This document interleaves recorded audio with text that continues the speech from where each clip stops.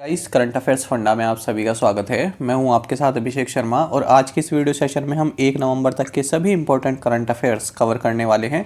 हमेशा की तरह आप इस वीडियो को अंत तक जरूर देखिएगा, आज भी आपको काफ़ी कुछ जानने के लिए मिलेगा।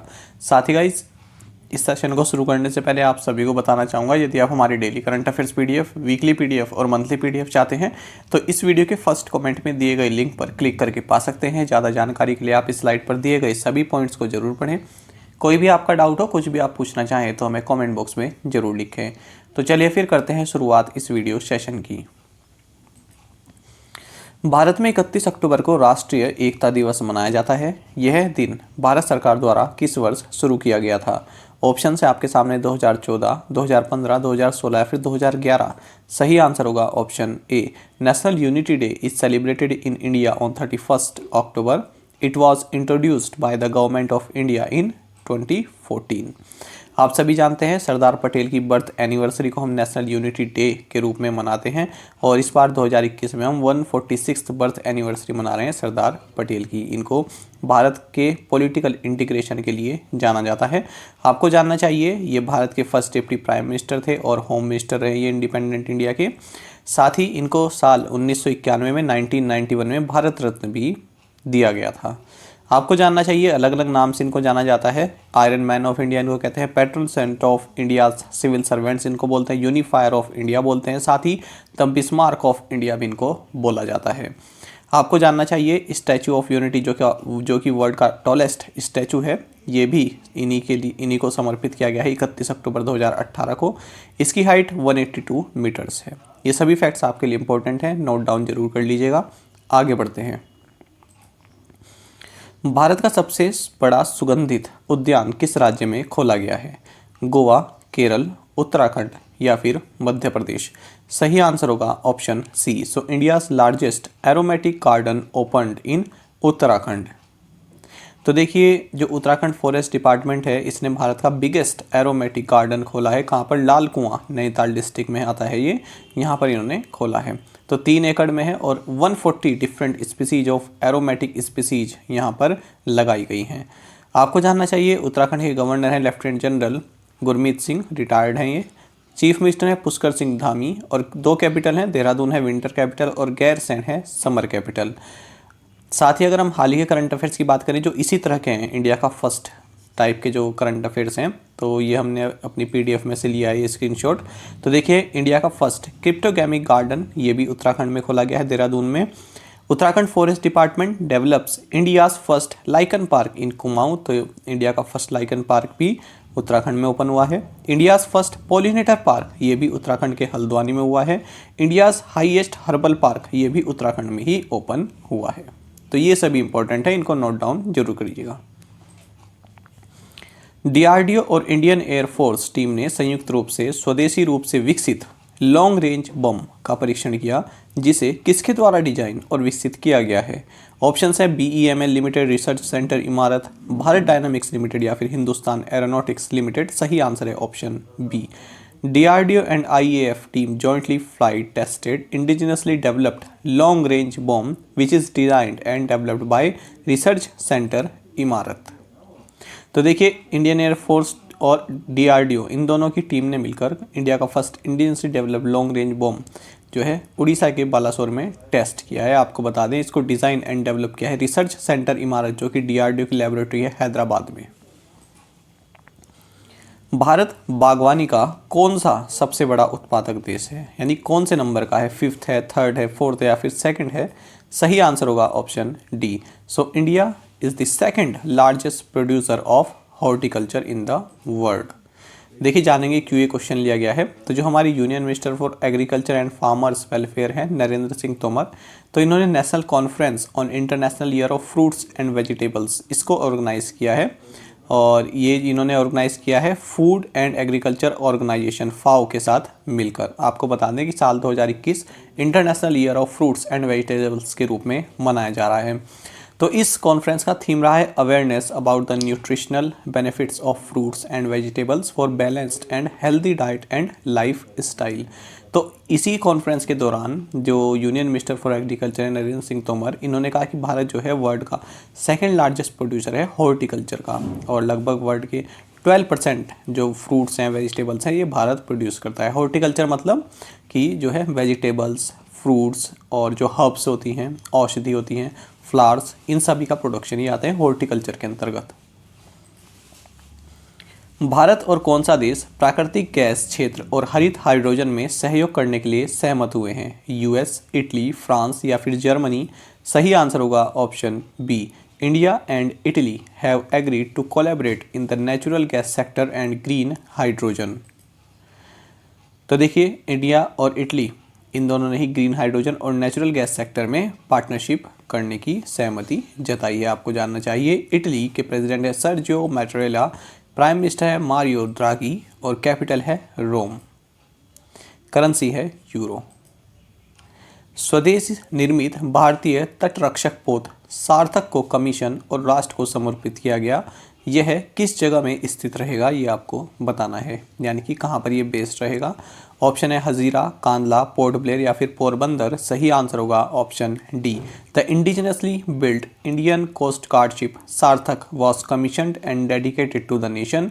It will be based at Porbandar, Gujarat. तो देखिए, जो इंडियन कोस्ट गार्ड के डायरेक्टर जनरल हैं के नटराजन, तो इनके द्वारा indigenously built Indian coast guard ship जिसका नाम सार्थक है, इसको कमीशन किया गया है गोवा में। कभी कभी पूछ लिया जाता है कि सार्थक क्या है, व्हाट इज़ सार्थक। ऑप्शंस आ जाते हैं कि इंडियन कोस्ट गार्ड शिप है, या फिर मिसाइल है, या फिर एस्टेरॉयड है कोई, या फिर सैटेलाइट है। इस तरह से क्वेश्चन आ जाते हैं, तो ये भी आप याद रखिए कि क्या चीज़ है ये। आपको बता दें ये कहाँ पर स्थित रहेगा, पोरबंदर, गुजरात में ये स्थित रहेगा। देखिए, जो गोवा शिपयार्ड लिमिटेड है, ये जो है 5 जो है पेट्रोल वेसल्स बना रही है, ऑफशोर पेट्रोल वेसल्स बना रही है, और ये जो है इस सीरीज़ का 4th पेट्रोल वेसल है, यानी कि जो पेट्रोलिंग करते हैं ना, तो ये है सार्थक। इस तरह से पूछा जा सकता है कि सार्थक, इंडियन कोस्ट गार्ड शिप जो सार्थक है, ये किसके द्वारा बनाया गया है, बिल्ड किया गया है, तो आंसर होगा गोवा शिपयार्ड लिमिटेड। तो अलग अलग तरह से क्वेश्चन पूछे जा सकते हैं, ध्यान रखिएगा। पीएम की आर्थिक सलाहकार परिषद यानी EAC-PM के अध्यक्ष कौन है? विवेक देबरॉय, राकेश मोहन, पूनम गुप्ता या फिर अमिताभ कांत? सही आंसर होगा option A. So Vivek Debroy is the chairman of the economic advisory council to the prime minister, EAC-PM। देखिए क्यों ये क्वेश्चन लिया गया है। सेंट्रल गवर्नमेंट ने रिकॉन्स्टिट्यूट की है, यानी फिर से इसको बनाया है, जो economic advisory council to the prime minister है। तो इसमें 7 मिनिस्टर हैं, 7 मेंबर है, माफ़ कीजिएगा। तो इसको रिकॉन्स्टिट्यूट किया गया है, अब 2 साल के लिए इसको फिर से बनाया गया है। आपको बता दें विवेक देबरॉय जो है इसके चेयरमैन बनाए गए हैं। तो जो economic advisory council to the prime minister है, नाम से ही पता चल रहा है कि जो इकोनॉमिक इश्यूज़ होते हैं तो उन पर अपनी राय देता है सेंट्रल गवर्नमेंट को। विवेक देबरॉय चेयरमैन है। इनके अलावा 6 मेंबर भी देख लेते हैं, राकेश मोहन, पूनम गुप्ता, TT राम मोहन, साजिद चिनॉय, नीलकंठ मिश्रा और नीलेश शाह। आपको जानना चाहिए जो EAC-PM है ये इंडिपेंडेंट बॉडी है जो गवर्नमेंट को एडवाइस करती है, जैसा कि मैंने आपको पहले ही बताया है। साल 2017 में इसको बनाया गया था 2 साल के लिए, और इसने किसको रिप्लेस किया था? PMEAC को इसने रिप्लेस किया गया था। आपको बता दें जब कांग्रेस गवर्नमेंट थी तब ये PMEAC नाम से संस्था थी इसी तरह की, और इसके जो चेयरपर्सन थे ये farmer reserve bank of India के गवर्नर C रंगराजन थे। तो बस आगे पीछे कर दिया, EAC अब पहले कर दिया है, PM बाद में हो गया है। यहाँ पर PM पहले था, EAC बाद में है। व्यापक साइबर सुरक्षा जागरूकता पैदा करने के लिए किस बैंक ने Centre for Development of Advance Computing यानी CDEC के साथ समझौता ज्ञापन पर हस्ताक्षर किए हैं? सही आंसर होगा option C. Union Bank of India has signed MOU with Centre for Development of Advanced Computing to create comprehensive cyber security awareness. तो देखिए कस्टमर्स में साइबर सिक्योरिटी अवेयरनेस और एजुकेशन जो है फैलाने के लिए यूनियन बैंक ऑफ इंडिया ने Centre for Development of Advance Computing यानी CDEC हैदराबाद के साथ एक MOU साइन किया है। यूनियन बैंक ऑफ इंडिया का हेडक्वार्टर्स मुंबई में है। CEO हैं राजकिरण राय जी। टैगलाइन है good people to bank with. German book trade 2021 का शांति पुरस्कार किस देश की सित्सी डोंगरेम्बा को मिला है? सही आंसर होगा option D. So Zimbabwe's Tsitsi Dangarembga received peace prize of the German book trade 2021। तो देखिए कंट्री पूछी जाती है, याद रखेंगे कोई भी ऑथर हो, कोई भी पुरस्कार मिला हो तो किस कंट्री के हैं वो, ये आपको जानना चाहिए किसी भी एजेंसी के कोई हेड बने हो तो उनकी कंट्री भी आपको साथ में जानना चाहिए। तो जिम्बाब्वे की ऑथर एंड फिल्म मेकर हैं सित्सी डांगरेम्गा। तो इनको दिया गया है German book trade peace prize 2021, क्योंकि इन्होंने अपने देश में जो है वायलेंस के बारे में काफ़ी कुछ लिखा है और वर्ल्ड में भी जो वायलेंस वगैरह फैल रहा है उसके बारे में भी इन्होंने काफ़ी विस्तृत अपनी टिप्पणियाँ की हुई हैं। आपको बता दें फर्स्ट ब्लैक वुमेन बन गई हैं जिन्होंने जर्मन पीस प्राइज़ जीता है। साथ ही आपको बताएं 2021 का पैन पिंटर प्राइज़ भी इन्हीं को मिला था। निम्नलिखित में से किसने मॉरिशस स्थित पैन अफ्रीकी एक्सचेंज एफ्रीनेक्स पर अपने $1 बिलियन के 10 वर्षीय बॉन्ड को सूचीबद्ध किया है? SBI, PNB, UBI फिर एक्सिम बैंक। सही आंसर होगा option D. So Exim Bank has listed its $1 billion 10-year bond on the Mauritius based pan African exchange Afrinex. तो देखिए आपको जानना चाहिए कि मॉरिशस में स्थित एक एफ्रीनेक्स, तो यहाँ पर export import bank of India यानी एक्सिम बैंक ने अपना $1 बिलियन का एक 10 साल का बॉन्ड लिस्ट किया है, सूचीबद्ध किया है। आपको बता दें एफ्रीनेक्स ये गवर्नमेंट ऑफ मॉरिशस का एक इनिशिएटिव है, ठीक है, इसको आप याद रखेंगे। बाकी आपको जानना चाहिए एक्सपोर्ट इंपोर्ट बैंक के मैनेजिंग डायरेक्टर हर्ष बंगारी हैं, हेडक्वार्टर्स मुंबई में है। राष्ट्रपति रामनाथ कोविंद ने किस स्थान में प्रधानमंत्री आवास योजना के तहत आर्थिक रूप से कमजोर वर्ग यानी EWS के लिए एक आवास योजना परियोजना का उद्घाटन किया? कानपुर, भोपाल, भावनगर या फिर सहारनपुर? सही आंसर होगा option C. President Ramnath Kovind inaugurated a housing scheme project for the economically weaker section under प्रधानमंत्री आवास योजना at भावनगर, गुजरात। तो प्रधानमंत्री आवास योजना अर्बन के तहत इस स्कीम को लॉन्च किया गया है, हाउसिंग स्कीम है ये, भावनगर गुजरात में किया गया है। साथ ही आपको जानना चाहिए राष्ट्रपति ने श्री चित्रकूट धाम आश्रम गुजरात यहाँ पर भी विजिट किया। निम्नलिखित में से किसने health insurance for India's missing middle शीर्षक से एक रिपोर्ट जारी की? इंपॉर्टेंट क्वेश्चन रहेगा, सही आंसर है option D. So NITI Aayog has released a report titled health insurance for India's missing middle. तो देखिए नीति आयोग के द्वारा जो रिपोर्ट लॉन्च की गई है इसमें इन्होंने ये कहा है कि हमारी पॉपुलेशन का 30% या फिर आप कह सकते हैं 40 करोड़ लोग जो है इनके पास किसी भी तरह का फाइनेंशियल प्रोटेक्शन नहीं है अपनी हेल्थ के लिए, यानी किसी भी तरह का इंश्योरेंस वगैरह नहीं है या फिर कोई इनको इंश्योरेंस की कोई अमाउंट मिलती हो या इनको हेल्थ के लिए कोई पैसा सरकार द्वारा दिया जाता है, इस तरह की कोई सुविधा इनके पास नहीं है। तो इन्होंने इसमें 3 मॉडल्स बताए हैं जिससे कि जो यहाँ पर इंडिविजुअल्स हैं उनको फाइनेंशियल प्रोटेक्शन प्रोवाइड कराई जा सके। पहला तो ये है कि हेल्थ इंश्योरेंस के बारे में जो है अवेयरनेस फैलाई जाए कि हेल्थ इंश्योरेंस कराना आपके लिए काफ़ी ज़रूरी है। दूसरा यह है कि जो आरोग्य संजीवनी जैसी स्कीम्स हैं इस तरह की स्कीम्स जो है लॉन्च की जाए, इनको डेवलप किया जाए, मॉडिफाई किया जाए। आपको बता दें आरोग्य संजीवनी स्कीम साल 2020 में IRDAI यानी कि insurance regulatory development authority of India के द्वारा लॉन्च की गई थी। तीसरा इन्होंने कहा है कि जो प्रधानमंत्री जन आरोग्य योजना है इसको जो है एक्सपेंड किया जाए, इसको और विस्तृत किया जाए। डॉक्टर जितेंद्र सिंह ने भारत का पहला मानव युक्त महासागर मिशन समुद्रयान का शुभारंभ किस स्थान पर किया है? कोच्चि, मुंबई, चेन्नई या फिर गोकर्ण? सही आंसर होगा option C. Doctor Jitendra Singh launched India's first manned ocean mission Samudrayaan at Chennai, Tamil Nadu. पहले तो आपको ये जानना चाहिए डॉक्टर जितेंद्र सिंह कौन है। तो union minister of state science and technology, minister of state earth sciences, MOS PMO, personal, public grievances, pensions, atomic energy and space, ये सभी जो हैं चार्जेस इनके पास हैं डॉक्टर जितेंद्र सिंह। तो इन्होंने इंडिया का first manned ocean mission Samudrayaan Chennai में लॉन्च किया है। इसी के साथ Bharat USA, Russia, Japan, France और चाइना जैसे देशों की लीग में शामिल हो गया जिनके पास इस तरह का अंडर वाटर व्हीकल है। तो यहाँ पर हम जो है जो डीप ओशन है, जो समुद्र की जो निचली सतह है उसको एक्सप्लोर कर सकते हैं। साथ ही आपको जानना चाहिए मत्स्य 6000 ये भी एक डीप सी व्हीकल है जो कि दिसंबर 2024 तक ट्रायल के लिए रेडी हो जाएगा। क्वेश्चन पूछा जा सकता है what is Matsya 6000? Super computer इस तरह से ऑप्शन आ जाता है या फिर डीप सी व्हीकल, इस तरह से क्वेश्चन बन जाते हैं। तो इस तरह की टर्म आप बिल्कुल भी देखना ना भूलें। निम्नलिखित में से कौन अपना वन्य जीव कार्य योजना जारी करने वाला पहला राज्य बन गया है? आसाम, हरियाणा, महाराष्ट्र या फिर उत्तर प्रदेश? सही आंसर होगा option C. Maharashtra is the first state to release its own wild life action plan. तो देखिए के लिए 10 साल तक के लिए यह वाइल्ड एक्शन प्लान लॉन्च किया गया 2021 से 2030 तक के लिए। यहाँ पर वाइल्ड लाइफ पर जो क्लाइमेट चेंज का इम्पैक्ट है वो जांचा जाएगा। कोस्टल इकोसिस्टम के बारे में यहाँ पर परखा जाएगा कि क्या किस तरह से रिस्पॉन्ड कर रही है वो क्लाइमेट चेंज को लेकर। जलवायु प्रौद्योगिकी कंपनियों में उद्यम पूंजी यानी वेंचर कैपिटल निवेश के लिए भारत की रैंक क्या है? सही आंसर होगा option D. So India's rank for venture capital investment in climate technology companies is 9th।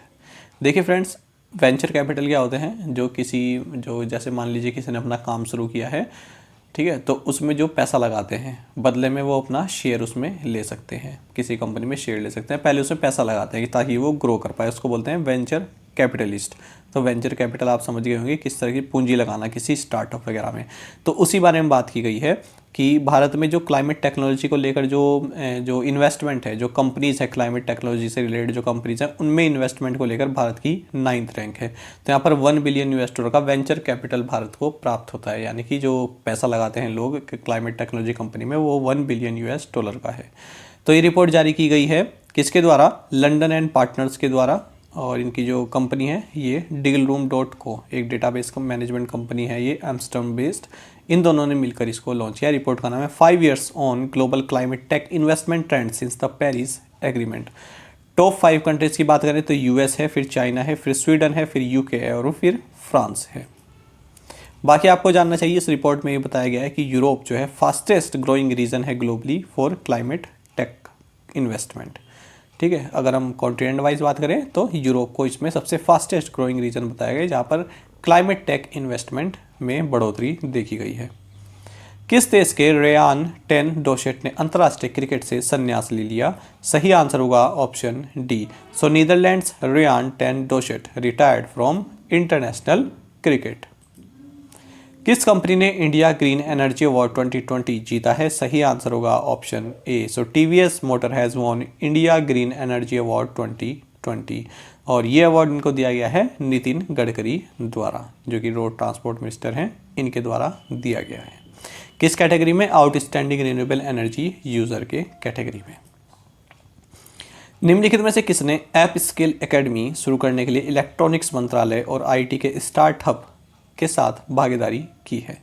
सही आंसर होगा option B. So Google has partnered the ministry of electronics and IT's startup hub to launch app skill academy. तो देखिए, जो ministry of electronics है इनका जो startup hub है, इसके साथ मिलकर गूगल ने ऐप स्किल एकेडमी लॉन्च की है ताकि जो भारत में जो स्टार्टअप्स हैं, ठीक है, उनमें इस तरह का स्किल पैदा किया जाए कि वो हाई क्वालिटी ऐप्स बना सके। 2021 MotoGP world riders champion कौन है? सही आंसर होगा option C. So Fabio Quartararo is the 2021 MotoGP world riders champion. आपको जानना चाहिए फ्रांस के हैं ये, और बाकी आपको जानना चाहिए कि ये मोटो जीपी, यहाँ पर बाइक रेसिंग की बात हो रही है, ये मॉन्स्टर एनर्जी यामाहा के लिए बाइक रेसिंग में पार्टिसिपेट करते हैं, फ्रांस के हैं। विश्व का सबसे बड़ा हाइड्रोजन ईंधन सेल पावर प्लांट किस देश ने बनाया है? US, India, China, South Korea. सही आंसर होगा option D. South Korea has built the world's largest hydrogen fuel cell power plant. इसका नाम है Shinincheon Bidream fuel cell power plant. तो ये वर्ल्ड का largest hydrogen fuel cell power plant है। Doctor Madhavan Krishnan Nair, जिनका हाल ही में निधन हो गया, ये एक प्रख्यात क्या थे? साइंटिस्ट थे, ऑन्कोलॉजिस्ट थे, कार्डियोलॉजिस्ट थे या फिर डर्मेटोलॉजिस्ट थे? सही आंसर होगा option B. Doctor Madhavan Krishnan Nair who passed away recently was an eminent oncologist. Cardiologist क्या हो गया? हृदय संबंधी। डर्मेटोलॉजिस्ट क्या हो गया? स्किन संबंधी। तो देखिए, एमिनेंट ऑन्कोलॉजिस्ट थे। ऑन्कोलॉजिस्ट मतलब कैंसर के डॉक्टर। ऑन्कोलॉजी क्या होती है? Study of cancer. साथ ही इनको पद्मश्री मिला हुआ था, डॉक्टर एम कृष्णन नायर, और ये रीजनल कैंसर सेंटर के जो है फाउंडिंग डायरेक्टर भी थे। तो इनका हाल ही में निधन हो गया है, 81 ईयर के थे ये। विश्व शहर दिवस वर्ल्ड सिटीज डे कब मनाया जाता है? सही आंसर होगा option D. World Cities Day is observe on 31 October. सबसे पहले 2014 में मनाया गया था, किसके द्वारा? United Nations Human Settlement Programme के द्वारा। तो देखिए इसमें जो इस बार जनरल थीम रहा है ये बेटर सिटी बेटर लाइफ रहा है, और जो सब थीम रहा है, एक थीम है एक सब थीम है, सब थीम है adapting cities for climate resilience. तो इंपॉर्टेंट क्वेश्चन है, जरूर इसको नोट डाउन कीजिएगा। अब देखते हैं प्रीवियस असाइनमेंट क्वेश्चंस के answer. What is Shiba Inu? Answer is cryptocurrency. Who was the inventor of contact lens? Answer is Otto Wichterle and Adolf Gaston Eugen Fick. Next, what is the capital and currency of Ireland? Answer is Dublin और currency है euro. Who is India's current environment minister? Answer is Bhupender Yadav. The fifth and final test of India's 2021 test tour of England will be played in July 2022। और आप में से कई aspirants ने बिल्कुल सही आंसर दिया है पांचों क्वेश्चंस का। इसी तरह से आप पार्टिसिपेट करते रहिए। तो देखिए यहाँ पर सर्बिया का ही मैंने आपसे फिर से पूछ लिया था, तो 2 बार हो गया था सर्बिया, इसलिए मैंने अपनी ओर से फिर अब आयरलैंड का आपको बता दिया है। ठीक है, अब देखते हैं आज के असाइनमेंट क्वेश्चंस। और यदि आपको हमारा करंट अफेयर अच्छा लगता है, हमारा एक्सप्लेनेशन अच्छा लगता है, तो आप वीडियो को लाइक और शेयर भी कर सकते हैं। देखिए ज़्यादा से ज़्यादा संख्या में पार्टिसिपेट किया कीजिए आप। इस तरह से अच्छा नहीं लगता है केवल 10 से 15 लोग ही असाइनमेंट क्वेश्चंस के आंसर देखते हैं, जबकि 2000-2500 के आसपास आप लोग करंट अफेयर्स देखते हैं। तो पार्टिसिपेट किया कीजिए। एक क्वेश्चन का आंसर तो आप दे ही सकते हैं, केवल हमारे चैनल के लिए ही दे दीजिए। ठीक है, तो इतना आप जरूर किया कीजिए। What is the capital and currency of Lithuania? Statue of piece is located in which state? तो देखिए यूपी पीसीएस का पेपर जो हुआ है अभी अक्टूबर के इसमें 24 तारीख को, तो उसमें क्वेश्चन पूछा गया था यूपी पीसीएस के एग्जाम में, स्टैचू ऑफ पीस कहाँ पर है। Who is the author of the book titled AIIMS में एक जंग लड़ते हुए? Which agency publishes world economic outlook report? तो देखिए ये कल ही एग्ज़ाम हुआ एक उत्तराखंड अधीनस्थ सेवा आयोग का, शायद जूनियर असिस्टेंट का एग्ज़ाम था वो, तो उसमें पूछा गया है ये वर्ल्ड इकोनॉमिक आउटलुक रिपोर्ट किसके द्वारा पब्लिश की जाती है। Which company has overtaken Bharti Airtel to become the second largest fixed broadband provider in the country? तो पांचों क्वेश्चंस के आंसर आप हमें कमेंट बॉक्स में जरूर बताइएगा। साथ ही सेकंड और फोर्थ का तो आप बिल्कुल ही बताइएगा। यदि आपको खुद से आता है तो बहुत अच्छी बात है। स्टैचू ऑफ पीस देखिए थोड़ा पुराना करंट अफेयर है, यदि आपको याद है तो बहुत अच्छी बात है, यानी कि आपने करंट अफेयर काफ़ी अच्छे से पढ़े हुए हैं। तो पांचों क्वेश्चंस के आंसर आप हमें जरूर बताइएगा। साथ ही करंट अफेयर्स फंडा को आप टेलीग्राम पर भी ज्वाइन कर सकते हैं। यहाँ पर रेगुलर वीडियो अपडेट्स और करंट क्विजेस हम आप सभी के लिए डालते रहते हैं। साथ ही डिस्कशन ग्रुप में आप किसी भी क्वेश्चन का सोल्यूशन पा सकते हैं। दोस्तों यहाँ पर हमारे करंट अफेयर्स की प्लेलिस्ट दी गई है, इसको आप जरूर देखें अपने दोस्तों के साथ, और जो फेलो एस्पिरेंट्स हैं उनके साथ हमारे करंट अफेयर्स को शेयर जरूर करें। आज का ये सेशन आपको कैसा लगा हमें कमेंट बॉक्स में जरूर बताइएगा। Thank you guys.